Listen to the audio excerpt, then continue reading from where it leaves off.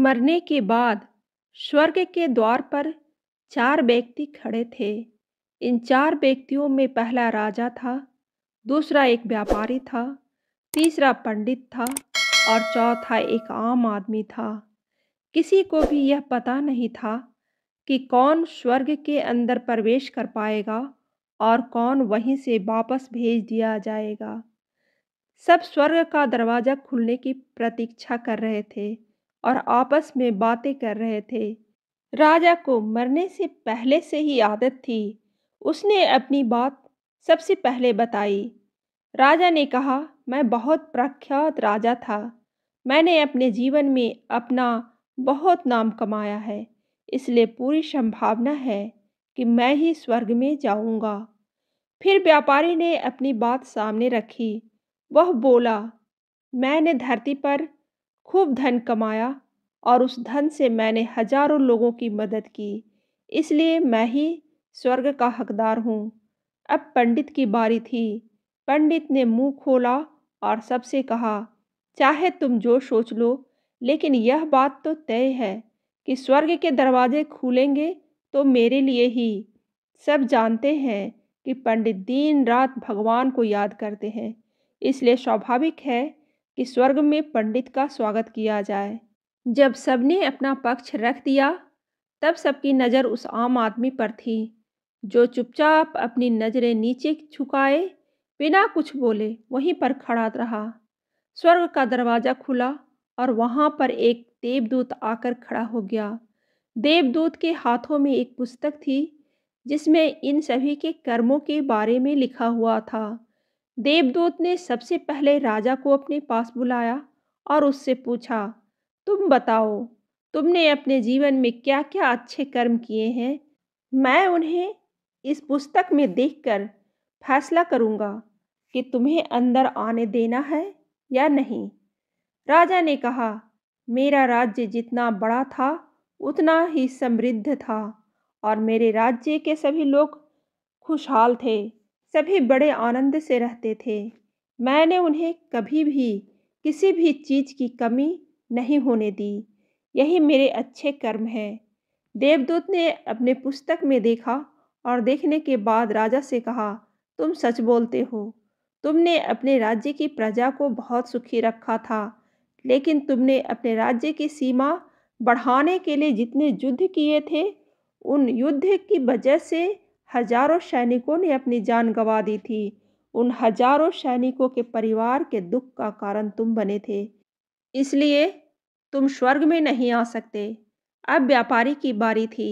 व्यापारी से जब देवदूत ने पूछा कि तुम्हारे अच्छे कर्म क्या है, तब व्यापारी ने उससे कहा, मैंने हजारों लोगों को खाना खिलाया है, कई आश्रमों में दान किया है, कई निराश्रित लोगों के लिए घर बना कर दिया है। यह मेरे अच्छे कर्म हैं। देवदूत ने फिर से अपनी पुस्तक में ध्यान से देखा और देखने के बाद व्यापारी से कहा, तुम्हारा कहना भी ठीक है। तुमने बहुत दान धर्म किया है, लेकिन यह दान धर्म तुमने जिन पैसों से किया है, उन पैसों को कमाने के लिए तुमने न जाने कितने झूठ बोले हैं, कितनी हेरा फेरी की है और कितनी मिलावटें की हैं, इसलिए तुम भी स्वर्ग में नहीं आ सकते। जब पंडित जी से यही सवाल किया गया, तो पंडित ने बड़े ही आत्मविश्वास से कहा, मैंने अनगिनत लोगों को ज्ञान दिया है, हजारों यज्ञ और पूजाएं की हैं और दिन रात भगवान का जाप किया है। इससे अच्छे कर्म और क्या ही हो सकते हैं। देवदूत ने अपनी पुस्तक के अंदर झांक कर देखा और पंडित जी से कहा, आपने जितने भी लोगों को जो भी ज्ञान दिया है, उन बातों पर खुद कभी अमल नहीं किया। आपने यज्ञ, पूजा या भगवान का नाम निस्वार्थ भाव से कभी नहीं लिया, इसलिए आपका भी स्वर्ग में आना प्रतिबंधित है। आम आदमी यह सब देखकर हैरान था कि वह अब तक जिन्हें महान समझता आ रहा था, उनकी परिभाषा स्वर्ग के दरवाजे पर आकर बदल गई थी। धरती पर जिन कामों को अच्छा समझा जाता है, उनका यहाँ पर कोई मूल्य नहीं था। यमदूत ने जब इस आम आदमी को अपने पास बुलाया और इससे पहले कि वह उससे अच्छे कर्मों के बारे में पूछता आम आदमी बोल पड़ा, प्रभु, मैं जानता हूँ कि मैं भी स्वर्ग में आने के लायक नहीं हूँ, लेकिन मैं फिर भी एक बार बाहर से ही स्वर्ग को झाँक कर देखना चाहता हूँ। बस इससे ज़्यादा मेरी कोई इच्छा है ही नहीं, क्योंकि ऐसी इच्छा पालने के लिए मैंने जीवन में कुछ भी नहीं किया है। मैं पूरा दिन मेहनत करता और जो भी पैसे कमाता, उन्हें अपने परिवार के पालन-पोषण में खर्च कर देता। इसलिए दान धर्म के लिए कुछ बचता ही नहीं। लोगों की भला मैं क्या सेवा करता, क्योंकि काम के बाद जो थोड़ा-सा समय मिलता, उसको अपने ही बूढ़े माँ-बाप की सेवा में बिता देता। और यह सब करने के बाद मैं कभी-कभी मंदिर भी चला जाता और भगवान से जैसा भी मुझे दिया है, उस जीवन के लिए धन्यवाद कहता। देवदूत ने अपनी पुस्तक में बड़े ध्यान से देखा और थोड़ी देर देखते ही रहा। फिर उसने आम आदमी से पूछा कि तुम याद करके बताओ, तुमने कभी भी तो कोई अच्छा काम किया होगा। आम आदमी ने थोड़ी देर सोचने के बाद बोला, हाँ, मुझे थोड़ा थोड़ा याद है।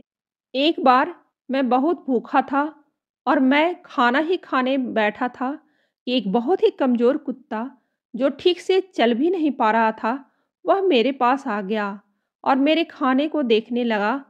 तब मैंने अपनी रोटी उसे खिला दी थी और उस दिन मैं खुद भूखा सो गया था। आम आदमी की बात सुनने के बाद देवदूत मुस्कुराया और आम आदमी को बड़े सम्मान से स्वर्ग के अंदर ले गया। कहानी से सीख, दोस्तों, अच्छे कर्म लोभ, मोह, माया इन सब भाव में आकर नहीं किए जाते और ना ही उन्हें अच्छे कर्मों की श्रेणी में गिना जाता है। निस्वार्थ भाव से किया गया एक ही अच्छा कर्म भी आपके जीवन में सारे पाप धोने की शक्ति रखता है। इसलिए जब भी मौका मिले, निस्वार्थ भाव से और अच्छे मन से अच्छे कर्म किया करें। कहानी अच्छी लगे तो लाइक जरूर करें और ऐसी ही कहानी सुनने के लिए सब्सक्राइब बटन दबाइए।